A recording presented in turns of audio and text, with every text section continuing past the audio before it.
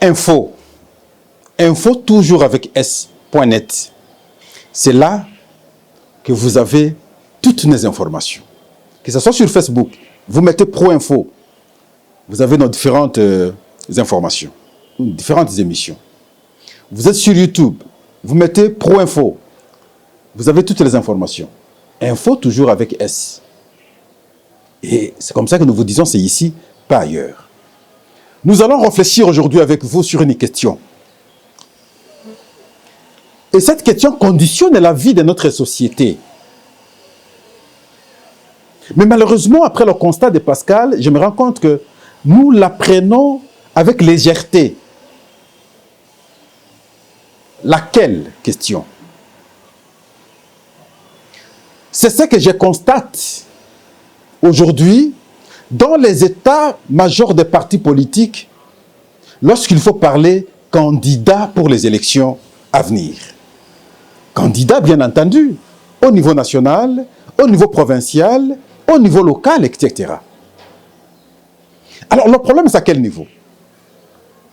Les partis politiques sont structurés sur base des idéologies. Un parti politique doit avoir son idéologie. Un parti politique doit avoir sa vision. Un parti politique doit avoir son combat. Un parti politique doit savoir l'objectif à atteindre.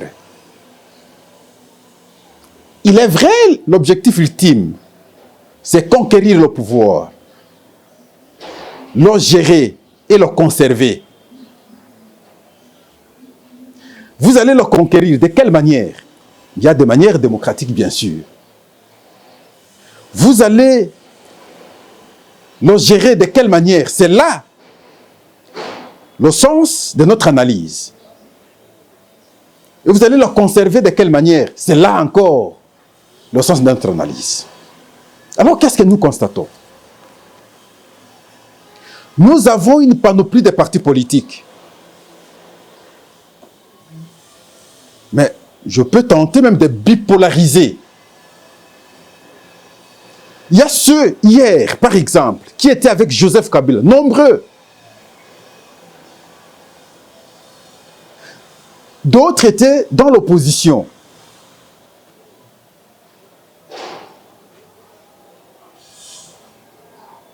Ils étaient au pouvoir, ils ont combattu plutôt ceux qui étaient au pouvoir, ceux qui étaient à l'opposition. Et nous connaissons comment les choses se faisaient ici au pays, en République démocratique du Congo. Mais comment expliquer?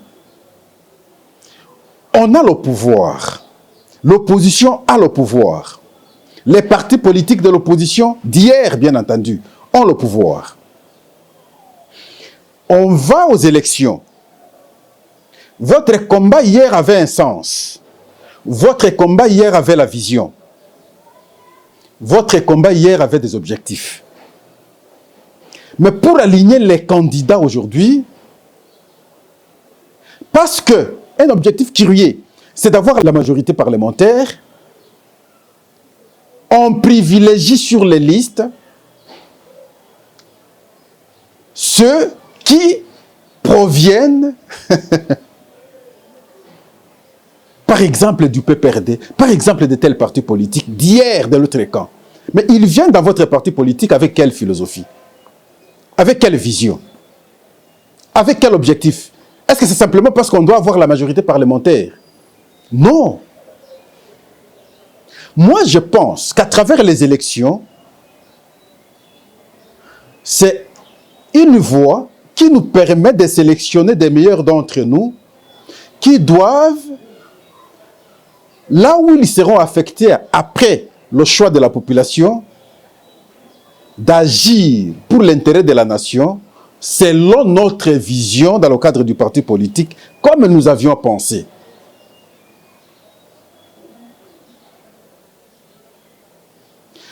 Je viens dans votre parti politique maintenant, à l'instant là, pour que je dépose simplement la candidature. Est-ce que je comprends comment vous fonctionnez? Est-ce que je comprends votre idéologie? Est-ce que je comprends votre vision?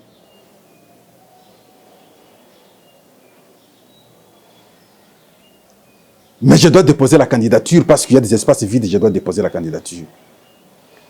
Oui, vous l'alignez. Vous l'alignez maintenant parce qu'il y a carence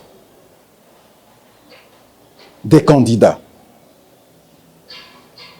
Vous l'alignez parce que vous croyez qu'il va vous apporter des voix demain, ce qui n'est pas certain.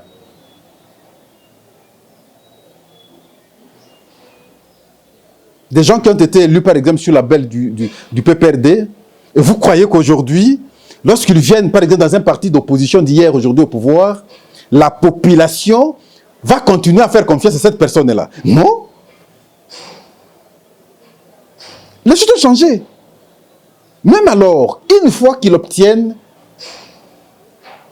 le siège, vous pensez que, même quand vous lui donnez des responsabilités, il va servir le pays de la même manière que vous pensiez servir le pays dans le cadre de votre parti politique. Il n'a pas votre vision. Il n'a pas votre idéologie. Il n'a pas vos objectifs. Il est venu circonstanciellement, juste pendant la période électorale, pour qu'il gagne un siège. Il a gagné un siège. Il aura des responsabilités, il gère le pays. Et c'est là que souvent nous constatons la mégestion de notre pays. La mégestion dans nos institutions.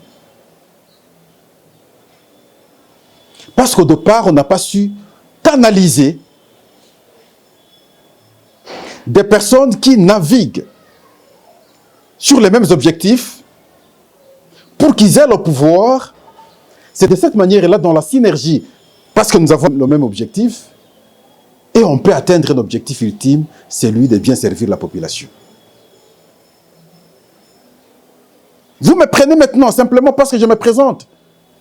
Vous m'avez jaugé.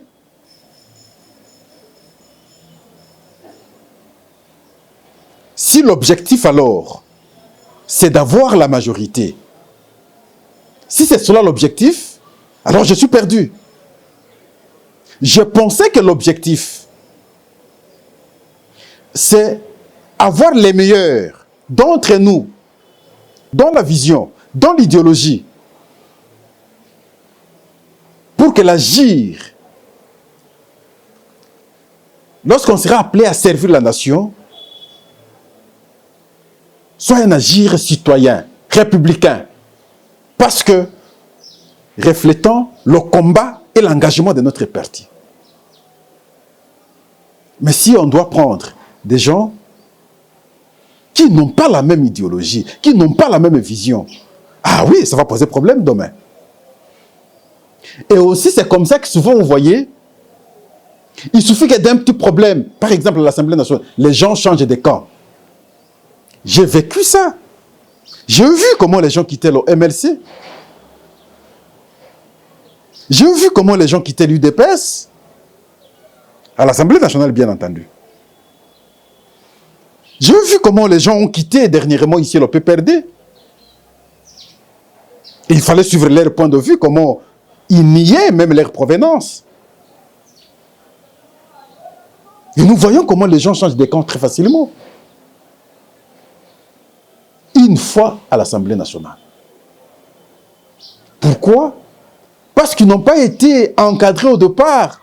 Pourquoi? Parce qu'ils n'ont pas partagé la vision de ce parti politique-là. Pourquoi? Parce qu'ils ont été opportunistes. Ils sont venus juste pour une cause, juste pour une raison. Et voilà, on aligne des gens comme ça. Je pense que ce n'est pas une bonne stratégie.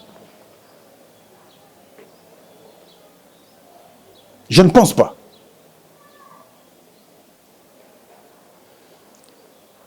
Cette stratégie va desservir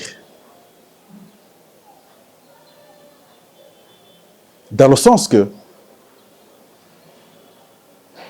ceux-là n'auront pas compris c'est qu'effectivement tel ou tel autre parti politique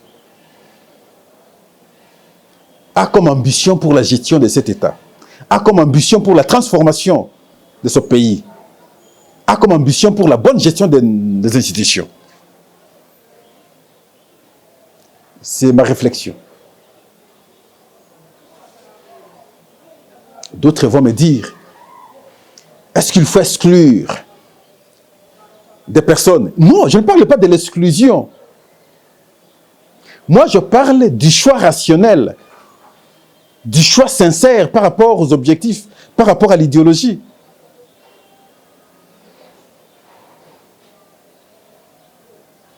Dans la vie, on ne peut pas être proté. On change d'opinion, on change de point de vue, on change de position. À tout vent, non.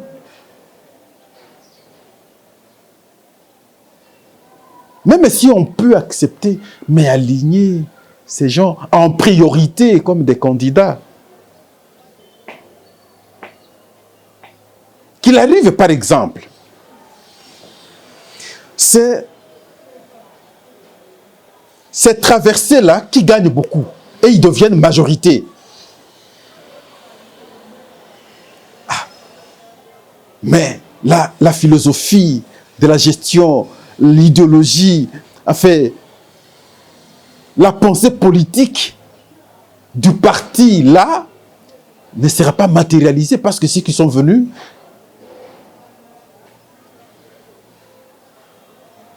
ne sont pas dans le moule de ce parti politique-là. Ils ne sont pas fomentés.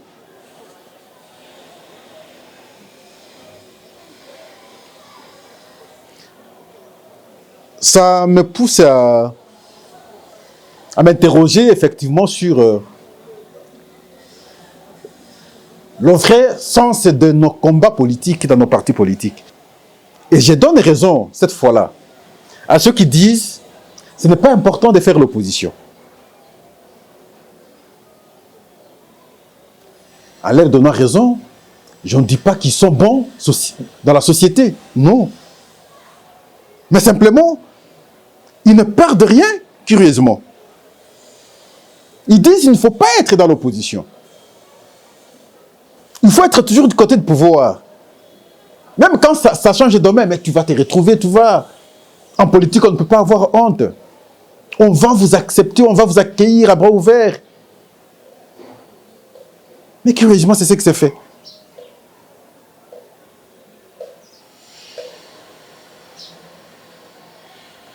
Les gens contre qui? On a cru qu'ils ne sont pas dans la bonne voie en termes de gestion. Et c'est les mêmes personnes qui occupent des positions prioritaires lorsqu'il faut parler des choix des électeurs. Mais c'est tout un problème, finalement, de la société. Ils vont revenir avec le même comportement à l'Assemblée nationale. Ils vont vouloir imprimer le même comportement au gouvernement. Parce que s'ils sont majoritaires, ils seront au gouvernement. Autant dans d'autres institutions. On doit résoudre alors quel problème? On aura résolu quel problème? L'objectif poursuivi, c'est lequel? Cette question, je ne sais pas la comprendre. Les élections, c'est dans quelques jours. Les échanges aujourd'hui entre la Commission électorale nationale indépendante et les partis politiques se poursuivent. J'ai vu même un communiqué en termes d'invitation sur les réseaux sociaux, lancé par le président de la Commission électorale nationale indépendante au président honoraire Joseph Kabila. Parce qu'il a échangé avec d'autres opposants. Les 4 de Lubumbashi ont été reçus. Mozito a été reçu. Je crois qu'il a reçu d'autres. Et aujourd'hui, il a envoyé l'invitation à Joseph Kabila. Est-ce qu'il viendra? On ne sait pas. Mais je pense qu'il faut qu'ils échangent.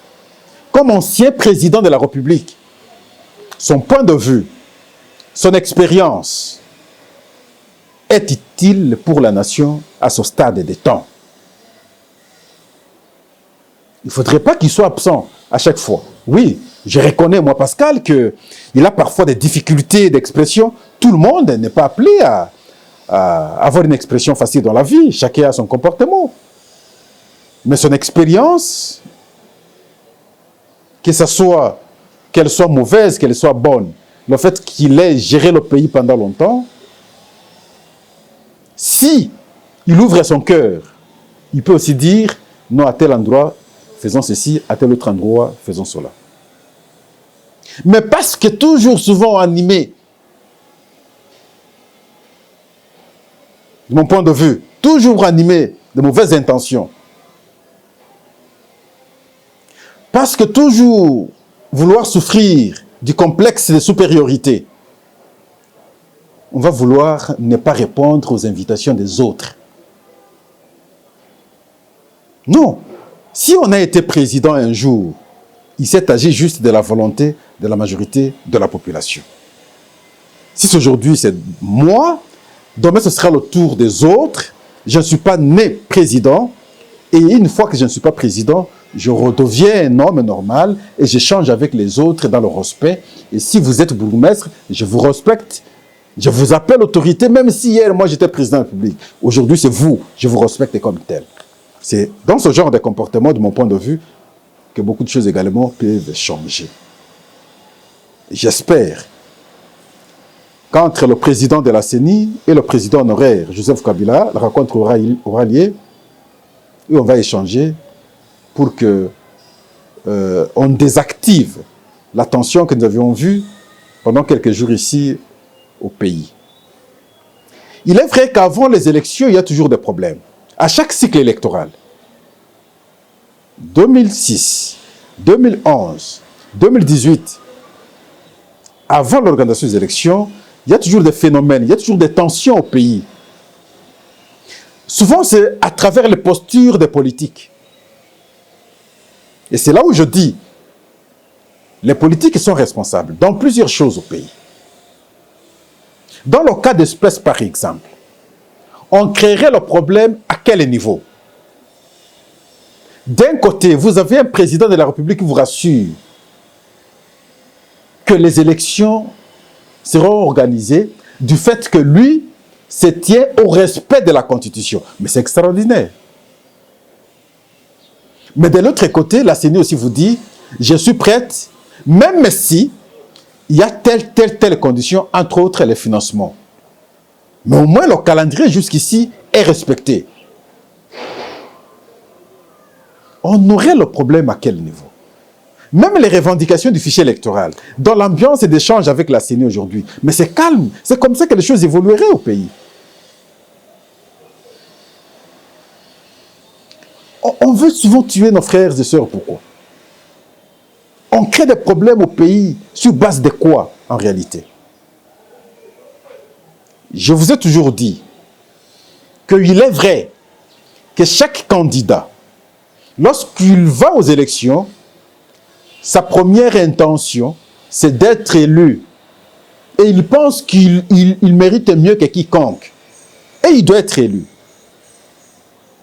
Dans ces conditions-là, il monte toutes les stratégies possibles. Et ce n'est pas parce que vous devez monter des stratégies que vous devez articuler maintenant la sécurité désarticuler malheureusement la sécurité du pays. Nous devons déconseiller.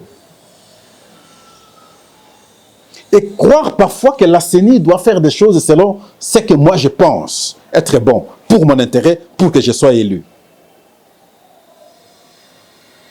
Non. La CENI ne va pas faire des choses selon vos idées, vos pensées pour votre propre élection. Nous devons plutôt dire à la CENI de poser ses actes par rapport à la loi, par rapport aux ententes de la majorité, par rapport à sa mission, qui consiste, bien entendu, à organiser des élections crédibles, acceptées, non conflictuelles. Parce que souvent, après les élections, nous avons des mauvais moments au pays. L'expérience est là, 2011, 2006, 2011, 2018. Et lorsqu'il y a de fortes contestations, ces contestations ne permettent pas à celui qui est au pouvoir de bien faire son travail parce que celui qui n'a pas été élu, celui qui conteste là, fait le lobbying à certains niveaux pour que celui qui est au pouvoir n'ait pas les mains libres de pouvoir gérer très normalement le pays. Qui en pâtit? C'est la population. La même population doit à ce stade, comme je le fais, de décourager ce genre de comportement déjà maintenant. Parce que dans ces contestations-là, ce n'est pas les politiques qui connaissent les vraies conséquences. C'est la population. Pour quelle fin? Le temps passe comme ça. Voilà pourquoi il faut des consciences qu'on prenne souvent conscience. Hein, que ce soit population, que ce soit politique. Au finish, c'est notre pays, c'est notre nation, et nous avons tout intérêt à pouvoir, je vais parler du pays, à pouvoir le protéger. Alors merci. On se voit prochainement.